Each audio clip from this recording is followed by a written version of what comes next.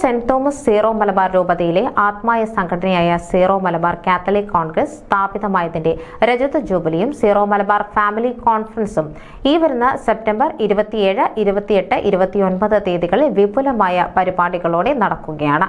ഫിലാഡൽഫിയയിലെ saint Thomas Syro Malabar പള്ളി കേന്ദ്രീകരിച്ചാണ് പരിപാടികൾ നടക്കുക.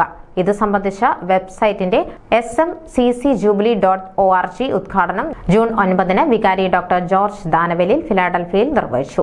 ആഘോഷ കമ്മിറ്റിയുടെ ചെയർമാൻ ജോർജ് മാത്യു CPA തന്റെ പ്രസംഗത്തിൽ SMCCയുടെ സ്ഥാപനത്തെപ്പറ്റിയും 1999 നടന്ന പ്രഥമ സീറോ മലബാർ കൺവെൻഷനെ പറ്റിയും അനുസ്മരിച്ചു. സീറോ മലബാർ സമൂഹത്തിന്റെ ചരിത്രത്തിലെ നാഴികക്കല്ലായി മാറിയ ആദ്യ കൺവെൻഷന്റെ രജത ജൂബിലി വൻ വിജയമാക്കുവാൻ അദ്ദേഹം ഏവരോടും ആഹ്വാനം ചെയ്തു.